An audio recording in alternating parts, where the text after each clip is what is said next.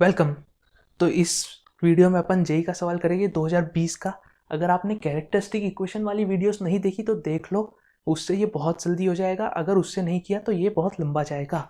ठीक है, मैंने बोला था उसके बाद में जेई के सवाल लाऊंगा, बहुत सारे, हर साल आया लगभग।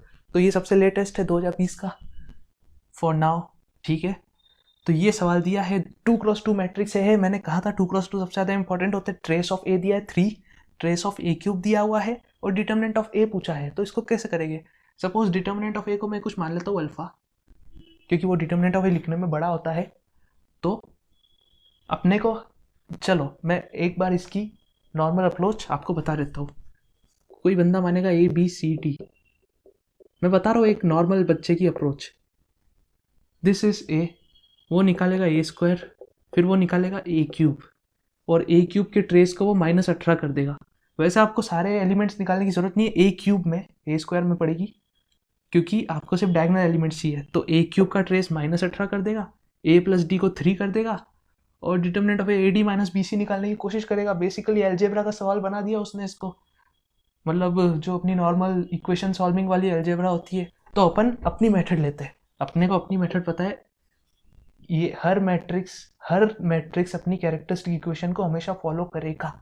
तो A square minus trace of A दिया हुआ है, well done, plus determinant of A दिया नहीं है, फाइंड करना है। तो ये मैंने पकड़ा कैसे? क्योंकि ट्रेस ऑफ ए दिया है और डिटर्मिनेंट ऑफ ए पूछा है, और यही दोनों टर्म होती है कैरेक्टरिस्टिक इक्वेशन में। यहां से मुझे ये स्ट्राइक हुआ। तो अप्रोच पे भी ध्यान देना जरूरी है भाई, क्योंकि कोई अगर सोचे एबीसीडी वाली मेथड से जाएगी तो उसको दिख जाना चाहिए लंबी जाएगी, तो कुछ और मेथड हो सकती है। अब अननोन मैट्रिक्स के लिए और कुछ हो ही नहीं सकता ना इसके अलावा। एक अननोन मैट्रिक्स के लिए आप क्या बता दोगे? तो ए क्यूब कैसे निकालेंगे बताया था मैंने, इसी को ए से मल्टीप्लाई कर दो। A should be non zero of course, क्योंकि ट्रेस ऑफ ए 3 है। जीरो होता तो उसका ट्रेस जीरो होता, plus alpha A is zero, 2 बार लगा दिया। ठीक है, तो ये ए क्यूब आ गया। ए स्क्वायर को वापस ए की टर्म्स में रख दो, मतलब हम ए की हर पावर को ए और आई की टर्म्स में निकाल सकते हैं। तो यहाँ से ए स्क्वायर की क्या रख दी, 3a माइनस अल्फा आई, तो -3 टाइम्स व्हाट द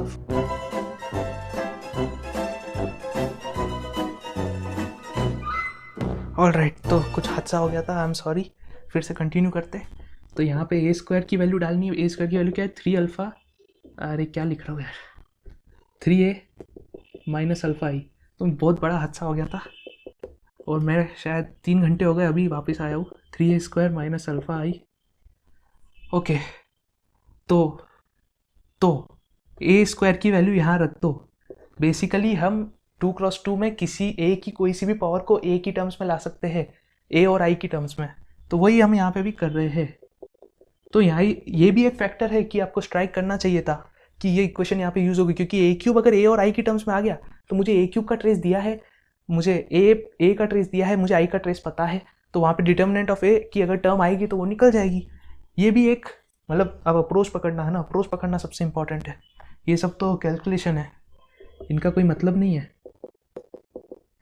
तो अब क्या, ये क्या बनेगा, 9 टाइम्स, मतलब 9 माइनस अल्फा टाइम्स ए, ये सॉरी ये ए है, -3 alpha I equals to A cube.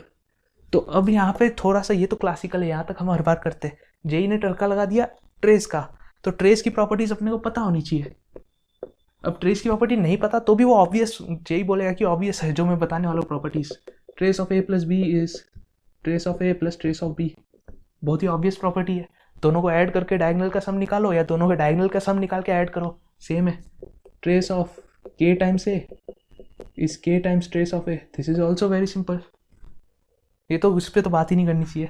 तो यहाँ पे अगर मैं दोनों साइड ट्रेस लगा दूँ इस इक्वेशन में, trace of A cube equals to 9 minus alpha बाहर ले लेंगे, ट्रेस ऑफ ए -3 अल्फा भी बाहर ले लेंगे, trace of I, trace of I 3 नहीं है भाई, ये बात का ध्यान रखना। दिस इज आई, ये 3x3 नहीं 2x2 वाला आई है। तो trace of I is just 2, so this is -6 alpha बन जाएगा। ट्रेस ऑफ ए इज 3, तो 3 टाइम्स ये 27 minus 3 alpha -9 alpha equals to -18। तो 27 और 18/9, अल्फा आ गया 5। So that's what the answer is. मैंने आंसर पहले ही निकाल लिया था, पूरा वीडियो मैंने पहले ही बना लिया था। यहाँ पे जो हुआ है बहुत गलत हुआ है।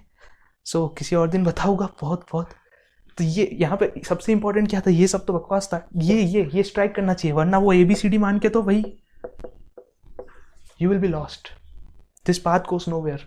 मतलब अगर थोड़े स्मार्ट हो तो शायद आ जाए। तो गुड बाय।